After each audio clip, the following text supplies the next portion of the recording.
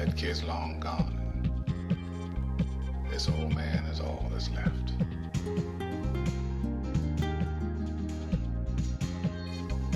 I gotta live with that.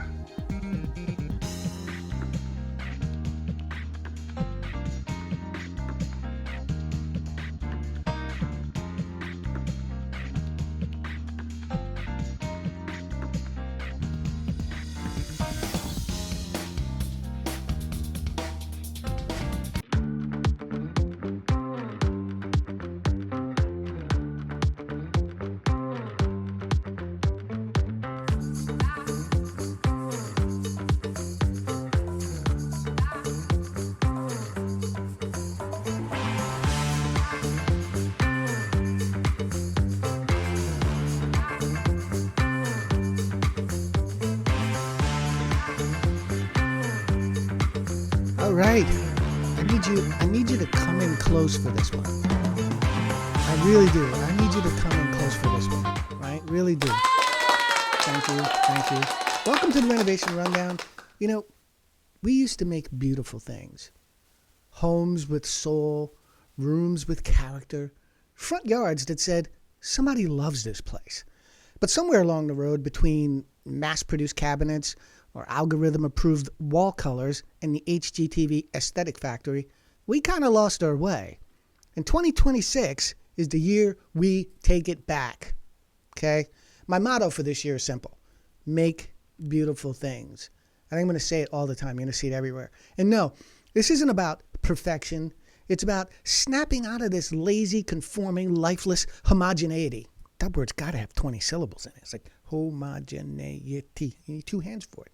It's a refusal to accept sameness as the standard. Just stand against the grays and the beiges and the builder basic packages that somehow became the national McMansion identity, right? This is a call to bring back aesthetic joy, to bring back craftsmanship, right? To bring back the soul of America, the soul of the American home, one makeover at a time. So today, we're going to be talking about how you, whether you be a first-time buyer or a realtor or a contractor or even a loan officer for that matter, can help revive American beauty, individuality, and artistry in housing, right? So welcome to this episode of the Renovation Rundown. I had to go on that little rant up front. Sorry about that. But here, let's make something beautiful.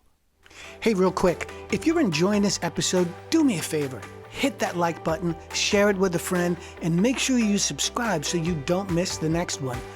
Every share helps us save more home buyers from needlessly spending more than they need to. And that's what this show is all about. Now back to the content.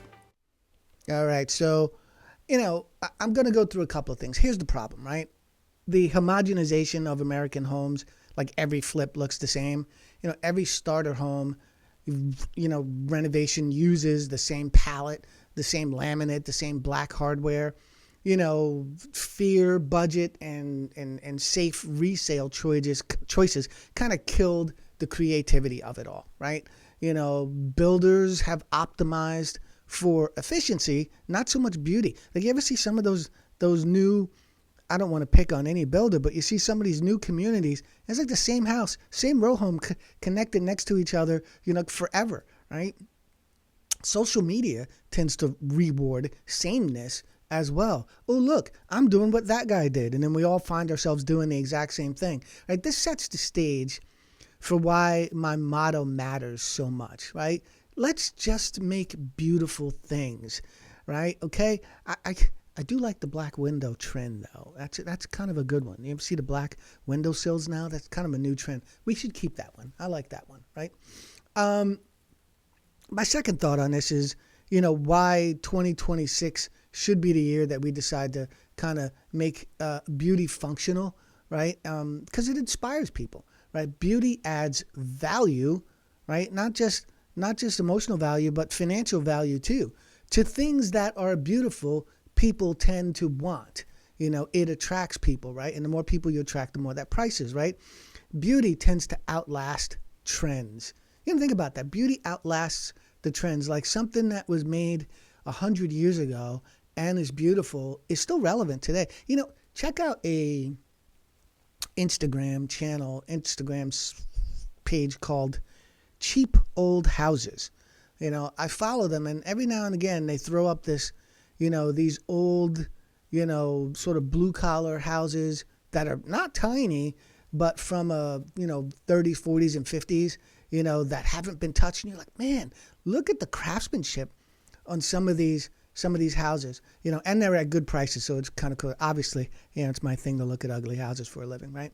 So it also, beauty builds pride of ownership.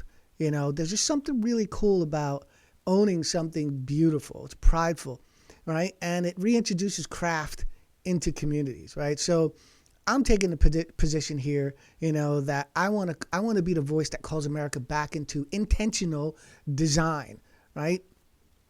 Another thought here is renovation lending can be the gateway to this beauty, right?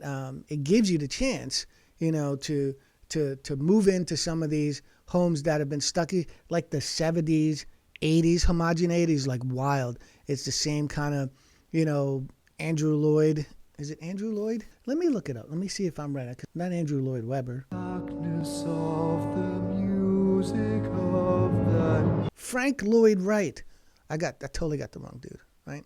If you don't know the Frank Lloyd Wright book, it's the Frank Lloyd Wright. Look, it's the Brady Bunch house, right?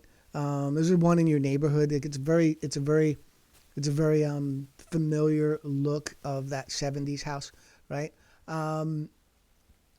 There's ways that you can do it. You can come in with renovation lending and customize floors and accent walls and landscaping upgrades. It's kind of a cheap upgrade, landscaping, right?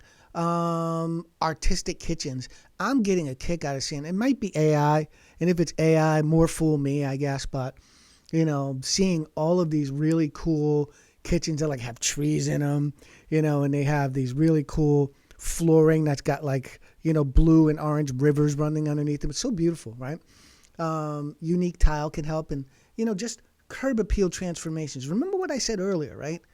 Beauty is valuable, right? So the more beautiful, the more it attracts people. The more people you attract, the more valuable the property can be, right? So this is a call to agents and contractors and lenders and alike. There's a movement that I want to create here. Well, I started this movement a little while ago, but I'm bringing beauty into it, right?